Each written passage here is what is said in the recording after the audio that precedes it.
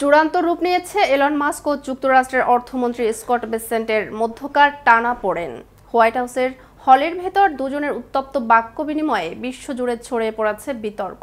কিন্তু মূলত কি নিয়ে এমন দ্বন্দ্ব এবং হোয়াইট হাউসে সেদিন আসলে কি ঘটেছিল, চলুন এ বিষয়ে বিস্তারিত জেনে নেওয়া যাক প্রতিবেদনের বাকি অংশে। এবং আপনাদের সাথে আছি আমি তাসমিয়া টুম্পা।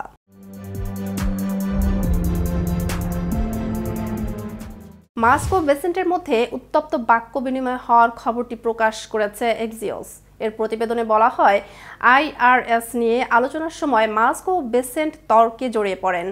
এক পর্যায়ে পরিস্থিতি এতটা উত্তপ্ত হয়ে ওঠে যে দুজন পরস্পরের মুখোমুখি দাঁড়িয়ে যান। মার্কিন প্রেসিডেন্ট ডোনাল্ড ট্রাম্পের কানে আওয়াজ পৌঁছানোর মতো দূরত্বে তারা অবস্থান করছিলেন। হোয়াইট হাউসের সঙ্গে ঘনিষ্ঠ একটি সূত্র বলেছে, ইলন চিৎকার করছিলেন ও এলোমেলো কথা বলছিলেন, আর স্কট বেসেন্ট কোনোভাবেই তা মেনে নিচ্ছিলেন না।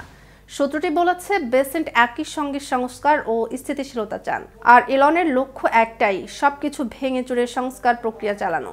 এটা গোপন নয় যে প্রেসিডেন্ট ট্রাম্প এমন একটি দল গঠন করেছেন যারা দেশের গুরুত্বপূর্ণ ইস্যুগুলো নিয়ে গভীর আবেগপ্রবণ ও প্রতিশ্রুতিবদ্ধ।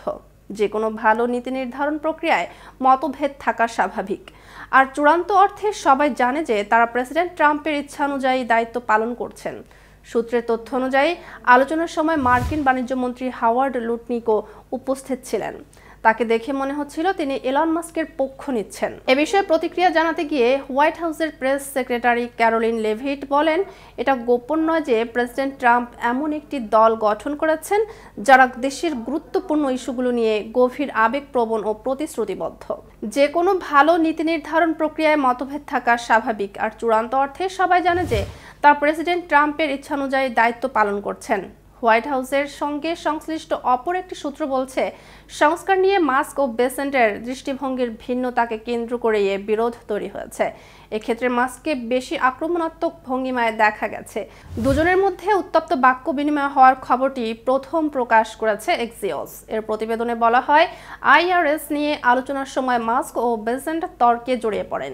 এক পর্যায়ে পরিস্থিতি এতটাই উত্তপ্ত হয়ে ওঠে যে দুজনের পরস্পরের মুখোমুখি দাঁড়িয়ে যান।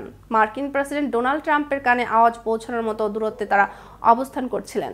ট্রাম্প প্রশাসনের শীর্ষ পর্যায়ের কর্মকর্তাদের সঙ্গে এলন মাস্কের প্রকাশ্য বিরোধে জড়ানোর ঘটনা এটাই প্রথম নয়। তিনি সামাজিক যোগাযোগ মাধ্যম এক্সে পোস্ট দিয়ে প্রকাশ্যে দাবি করেছিলেন যে মার্কিন অর্থমন্ত্রী হিসেবে হাওয়ার্ড লুটনিককে নিয়োগ দেওয়া উচিত। তার মতে লুটনিকই সত্যিকারের পরিবর্তন আনতে সক্ষম হবেন। তবে ট্রাম্প শেষ পর্যন্ত বেসেন্টকে বেছে নেন। উল্লেখ্য, বিশেষ সরকারি কর্মকর্তা হিসেবে মে মাসের শেষের দিকে মাস্কের নিয়োগের মেয়াদ শেষ হচ্ছে। সেই সঙ্গে তিনি প্রশাসনে তার সক্রিয় উপস্থিতি থেকে সরে দাঁড়াবেন। গত মঙ্গলবার টেসলার শেয়ার হোল্ডারদের সঙ্গে এক বৈঠকে তিনি এ কথা বলেছেন বলে জানা গেছে।